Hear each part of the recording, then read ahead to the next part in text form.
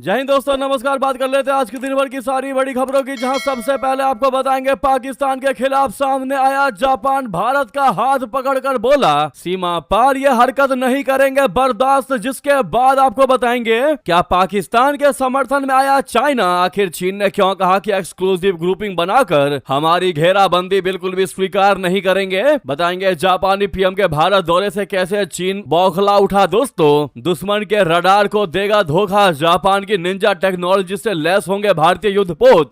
आखिर क्या है भारत और जापान के बीच ये रक्षा डील जिसने चीन की हालत खराब कर दी, और जापान के प्रधानमंत्री के भारत दौरे के बाद कैसे पाकिस्तान के छाती पर लौट गया सांप। दोस्तों, वहीं हरियाणा और फुकुओका प्रीफेक्चर प्रांत अगले 5 सालों में भारतीय युवाओं, खासकर हरियाणा के 50,000 छात्रों युवाओं को क्यों देना चाहता है नौकरी, खास करके हरियाणा के ही लोगों को क्यों, इस पर भी बात करेंगे। वहीं भारत को मिली आतंकवादियों को लेकर बहुत बड़ी कामयाबी, जैश ए मोहम्मद के 8 संदिग्धों को धर दबोचा। बताएंगे किन 2 राज्यों से हुई इनकी गिरफ्तारी। दोस्तों, क्या था इनका मंसूबा। वहीं आपको बताएंगे फिर एक बार सिंधु जल समझौते को लेकर भारत को परमाणु हमले की धमकी दे दी गई है। दोस्तों, यह दूसरी बार है, पहले बिलावल भुट्टो और अब किसने कहा कि अगर भारत ने हमारा पानी रोका तो होगा परमाणु युद्ध। तो वही आपको बताएंगे दोस्तों, चौंकाने वाली जानकारी पर बात करेंगे। वाघा सीमा को बंद करने के बाद भी भारत और अफगानिस्तान की दोस्ती को तोड़ नहीं पाया पाकिस्तान, कैसे उसका नापाक चाल हुआ फेल। एक से एक बेहतरीन से बेहतरीन अपडेट आपको बताएंगे, बस आप वीडियो के अंत तक बने रहिएगा। और खबरों में आगे बढ़ने से पहले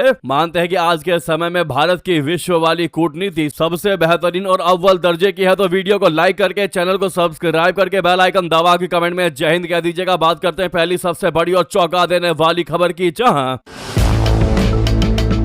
भारत और जापान ने आतंकवाद के लिए कमर कस ली है। दोनों देशों ने आतंकवाद पर अपनी संयुक्त स्थिति को काफी मजबूत किया है। उन्होंने सीमा पार आतंकवाद की स्पष्ट रूप से निंदा की है और पहलगाम हमले के लिए जिम्मेदार लोगों के खिलाफ निर्णायक कार्रवाई की मांग की है। 16वें भारत जापान सालाना शिखर सम्मेलन के बाद जारी संयुक्त बयान में यह बात कही गई है। भारत जापान की तरफ से दिल्ली में जारी द्विपक्षीय बयान में कहा गया है कि आतंकवाद और हिंसक चरमपंथी के सभी रूपों और तरीकों की कड़ी निंदा की गई है। दोनों देशों ने खास तौर पर पहलगाम आतंकवादी हमले और दी रेजिस्टेंस फ्रंट यानी टीआरएफ का जिक्र किया और मांग की है कि इसके दोषियों, आयोजकों, फंड देने वालों और प्रायोजकों को सजा दिलाई जाए। बयान में इस बात पर भी जोर दिया गया है कि आतंकवादी हमलों को किसी धर्म, राष्ट्रीयता, सभ्यता या जातीय समूह से नहीं जोड़ा जा सकता है और न ही जोड़ा जाना चाहिए। साथ ही आतंकवाद से निपटने के लिए लगातार अंतर्राष्ट्रीय सहयोग की आवश्यकता पर भी जोर दिया गया। यानी पाकिस्तान के खिलाफ पहली बार जापान सामने आया दोस्तों, और भारत का हाथ पकड़कर, हाथ थामकर भारत का साथ देकर बोला कि सीमा पार से भारत के लिए ये हरकतें बिल्कुल भी बर्दाश्त नहीं की जाएंगी, जिसने पाकिस्तान को हिलाकर रख डाला कि भैया अब जापान भी भारत पहुंचकर हमको खरी खोटी सुना रहा है, हमको रियलिटी बता रहा है, हमको शीशा आईना सब कुछ दिखा रहा है। दोस्तों, जापान का भारत का क्लियर समर्थन देना, खुलेआम समर्थन देने का अगर आप भी समर्थन करते हैं तो वी सपोर्ट जापान से स्टेटमेंट लिखना मत भूलिएगा कमेंट में। आपको बता दें कि जापान की पीएम सनाई तकाइची के भारत दौरे से चीन भी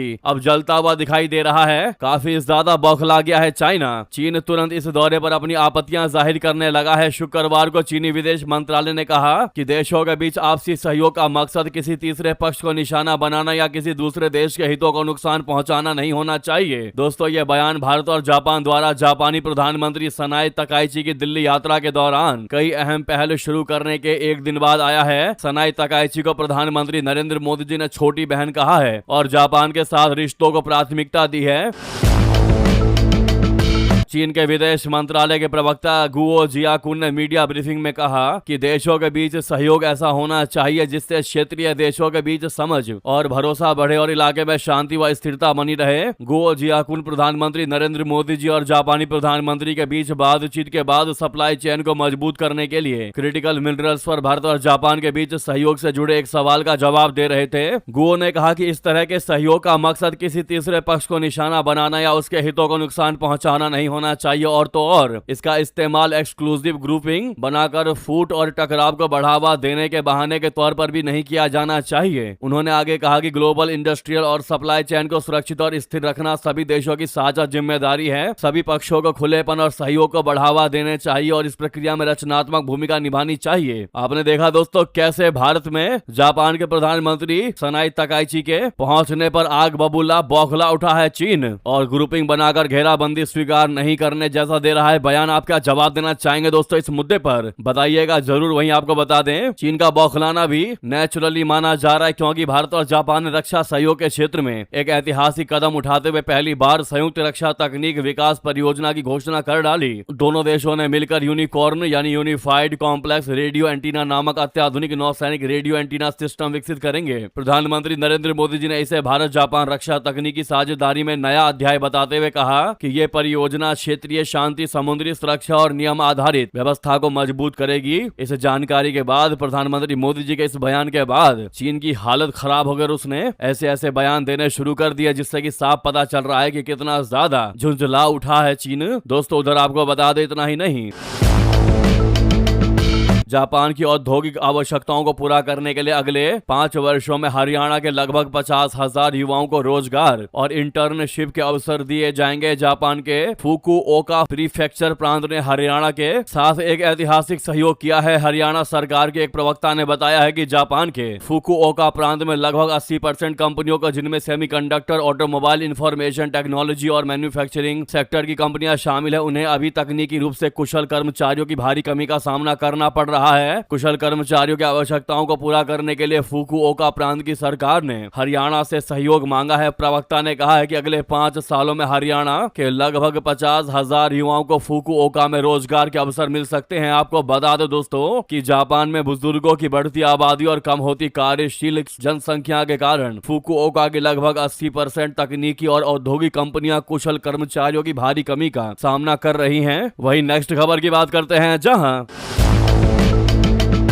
गुजरात एटीएस को मिली बहुत बड़ी कामयाबी। जैश-ए मोहम्मद के 8 संदिग्धों को धर दबोचा। इन 2 राज्यों से हुई गिरफ्तारी बता दें। गुजरात एटीएस बोले तो एंटी टेररिस्ट स्क्वाड ने आतंक के खिलाफ एक बहुत बड़ी कार्रवाई को अंजाम देते हुए गुजरात और मध्य प्रदेश के अलग अलग जिलों से प्रतिबंधित आतंकी संगठन जैश-ए मोहम्मद से जुड़े 8 संदिग्ध आतंकियों को गिरफ्तार किया है। ये सभी आरोपी गुजरात में आतंकी गतिविधियों को आगे बढ़ाने के लिए जैश-ए मोहम्मद का सक्रिय नेटवर्क बनाने के लिए काम कर रहे थे। पुलिस ने बताया कि इनमें से 7 आरोपियों की गिरफ्तारी गुजरात से और 1 की मध्य प्रदेश से हुई है। साथ ही कहा है कि आरोपियों में से 2 की उम्र 18 और 19 साल है। गिरफ्तारी की जानकारी देते हुए एटीएस के एक अधिकारी ने बताया कि 8 आरोपियों को गुरुवार को यानी थर्सडे को गुजरात के विभिन्न जिलों और मध्य प्रदेश से गिरफ्तार किया गया। वे प्रतिबंधित आतंकी संगठन जैश-ए मोहम्मद के सदस्य हैं और गुजरात में एक सक्रिय आतंकी नेटवर्क खड़ा करने के लिए उसकी ओर से सक्रिय रूप से काम कर रहे थे। एटीएस ने गिरफ्तार किए गए व्यक्तियों की पहचान बनासकांठा के निवासी अहमद अब्दुल्ला गाजीवाला 19 साल का, वहीं मुदस्सिर अब्दुल्ला गाजीवाला 22 साल का और इब्राहिम मोहम्मद हुसैन घागा 30 साल का और भी कुछ इसी एज ग्रुप के नजर आए हैं। दोस्तों गुजरात एटीएस ने बताया कि इन सभी 8 आरोपियों के खिलाफ यूएपीए की धारा 13, 17, 18, 38, 39 और भारतीय न्याय संहिता की धारा 148 और 61 के तहत मामला दर्ज कर लिया गया है। इससे एक दिन पहले दिल्ली पुलिस की स्पेशल सेल ने पाकिस्तान की खुफिया एजेंसी आईएसआई समर्थित आतंकी और हथियार नेटवर्क का भंडाफोड़ करते हुए 4 आरोपियों को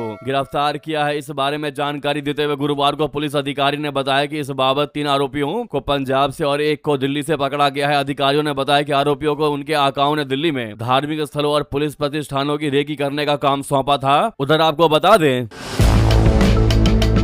भारत ने पानी रोका तो होगा परमाणु युद्ध। जी हां, पूर्व पाकिस्तानी मंत्री ने टीवी पर बैठकर दी भारत को तगड़ी धमकी। जी हां, भारत ने जम्मू कश्मीर के पहलगाम में हुए आतंकी हमले के बाद 6 दशकों से चली आ रही सिंधु जल संधि को निलंबित किया तो पाकिस्तान तिलमिलाकर रह गया। पाकिस्तान के नेता कभी भारत को युद्ध की गीदड़ भभकी देते हैं तो कभी इस्लामाबाद मामले को अंतर्राष्ट्रीय मंचों पर उठाता है, लेकिन भारत ने साफ कर दिया है, कह दिया है कि जब तक पाकिस्तान आतंकवाद को समर्थन देना बंद नहीं करता तब तक संधि पर रोक जारी रहेगी। अब पाकिस्तान से भारत के खिलाफ परमाणु परमाणु युद्ध की धमकियां आने लगी हैं। ये धमकी पाकिस्तान के पूर्व केंद्रीय मंत्री ने दी है। पाकिस्तान के निजी न्यूज चैनल पर एक कार्यक्रम में सिंधु जल संधि को लेकर भारत के खिलाफ जमकर जहर उगला गया। एक्सप्रेस 24/7 टीवी पर एक कार्यक्रम में पाकिस्तान के पूर्व रक्षा और विदेश मंत्री खुर्रम दस्तगीर खान ने कहा है कि दोनों देशों के बीच पानी का विवाद बहुत खतरनाक है। दस्तगीर खान ने कहा कि अगर भारत के प्रधानमंत्री पाकिस्तान के लिए आने वाले पानी का नल बंद करते हैं तो हम इसे कभी मंजूर नहीं करेंगे। उन्होंने धमकी देते हुए कहा कि अगर भारत पानी रोकता है और दुनिया इसमें दखल नहीं देती है तो शायद ये पानी के ऊपर पहला परमाणु युद्ध होगा। उन्होंने आगे कहा कि हम दोनों परमाणु शक्ति से संपन्न पड़ोसी हैं। हम इतने करीब हैं कि एक बार मिसाइल लॉन्च हो गई तो हमारे पास सोचने के लिए भी समय नहीं है। उन्होंने कहा कि परमाणु युद्ध तक हालात पहुंच सकते हैं और ऐसा होने पर पाकिस्तान कड़ा जवाब देगा। वहीं आपको बता दें, पीओके में होने वाले चुनाव नहीं लड़ेगी इमरान खान की पार्टी। कश्मीरियों के लिए मांगा इंसाफ। जी हां, पाकिस्तान के कब्जे वाले कश्मीर यानी पीओके में होने वाले चुनाव को लेकर पूर्व प्रधानमंत्री इमरान खान की पार्टी पाकिस्तान तहरीक इंसाफ बोले तो पीटीआई ने बड़ा फैसला किया है। इमरान खान की पार्टी 27 जुलाई को होने वाले पीओके विधानसभा चुनाव का बहिष्कार करेगी। पार्टी ने यह बड़ा फैसला मौजूदा हालात और कश्मीरियों के एक साथ एकजुटता दिखाने के लिए लिया है। पीटीआई के प्रवक्ताओं की ओर से जारी बयान में कहा गया है कि मौजूदा परिस्थितियों में पार्टी इस चुनावी प्रक्रिया का हिस्सा नहीं बनेगी। पार्टी का कहना है कि चुनाव न लड़ने के फैसले का मकसद कोई राजनीतिक लाभ उठाना या नुकसान से बचना नहीं है। ये कदम केवल कश्मीरी अवाम के साथ एकजुटता दिखाने और लोकतंत्र के सम्मान में उठाया गया है। प्रवक्ता ने साफ कर दिया है कि जब तक एक स्वतंत्र, न्यायपूर्ण और शांतिपूर्ण राजनीतिक माहौल नहीं बन जाता तब तक पीटीआई किसी भी चुनावी प्रक्रिया में हिस्सा नहीं लेगी। बता दें कि पूर्व सत्ताधारी पार्टी पीटीआई वर्तमान में केंद्र में प्रमुख विपक्षी दल है। फिलहाल पीओके में कैसे हालात हैं आपको बता दें। पाकिस्तान के खिलाफ पीओके में बड़े आंदोलन का ऐलान हो चुका है। दोस्तों, पीओके की जनता कह रही है कि हम आखिरी सांस तक लड़ेंगे, हमारी जानें क्यों ना चले जाएं, लेकिन हम आखिरी सांस तक लड़ेंगे। जो कि साफ साफ दिखाई दे रहा है कि आसिम मुनीर के धमकियों का बिल्कुल भी डर नहीं है पीओके की जनता को।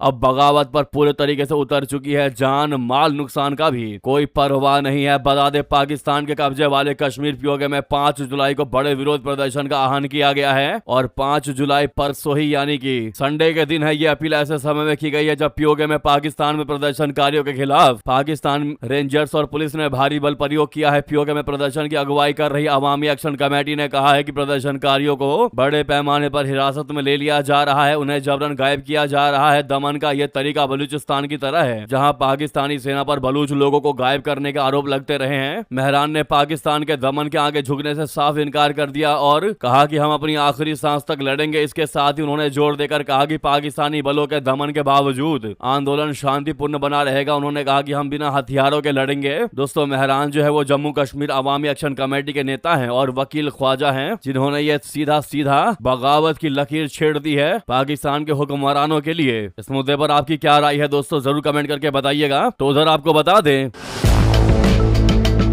वाघा सीमा को बंद कर भी भारत और अफगानिस्तान की दोस्ती को तोड़ नहीं पाया पाकिस्तान। कैसे उसकी नापाक चाल हुई फेल। भारत और अफगानिस्तान ने व्यापार का नया रास्ता खोज लिया है और ये रास्ता आप गैस कर सकते हैं दोस्तों, शायद आपने गैस कर लिया होगा, ये रास्ता दुबई के जरिए व्यापार का है। भारत और अफगानिस्तान के सीधे जमीन से ट्रेड होता रहा है, लेकिन रास्ता पाकिस्तान से है। पाकिस्तान हालिया वर्षों में अपनी जमीन बोले तो वाघा बॉर्डर से व्यापार नहीं होने दे रहा है। ऐसे में भारत के एक्सपोर्टर अफगानिस्तान के लिए अपना सामान वाया दुबई भेज रहे हैं। पाकिस्तान सरकार की ओर से लगाई गई ट्रांजिट पाबंदियों की वजह से सीधे व्यापार में आई रुकावट से पार पाने के लिए ऐसा किया जा रहा है। दोस्तों, पाकिस्तान के अफगानिस्तान भारत को परेशान करने के लिए उठाए गए कदमों से पार पाने में दुबई का रास्ता मददगार बना है। भारत और अफगानिस्तान में पाकिस्तान की अड़चन के बावजूद व्यापार जारी है, लेकिन जाहिर है कि मुश्किलें बढ़ चुकी है। एक्सपोर्टर और शिपिंग कंपनियों को उन सामानों के लिए तीसरे देश के ट्रांसशिपमेंट हब पर निर्भर होना पड़ रहा है जो पहले पाकिस्तान के जमीनी रास्ते से सीधे सीधे अफगानिस्तान जाया करते थे। इसने लागत और लॉजिस्टिक्स की दिक्कतें बढ़ा दी, कॉस्ट बढ़ा दिया। भारत अफगानिस्तान के बीच व्यापार के तरीके में बदलाव बॉर्डर पर सख्ती और जियोपॉलिटिकल तनाव की वजह से आया है। इससे कार्गो की सीधी आवाजाही मुश्किल और अनिश्चित हो गई है। इंडस्ट्री के जानकारों का कहना है कि दुबई के रास्ते सामान भेजना एक्सपोर्ट जारी रखने का व्यावहारिक तरीका है, भले ही इससे हैंडलिंग की लागत और ट्रांजिट का समय बढ़ा है, जिससे आप क्लियरली कह सकते हैं कि पाकिस्तान हर हथकंडा अपना रहा था भारत को परेशान करने का, लेकिन भारत और अफगानिस्तान दोनों ने मिलकर ऐसा रास्ता रास्ता चुना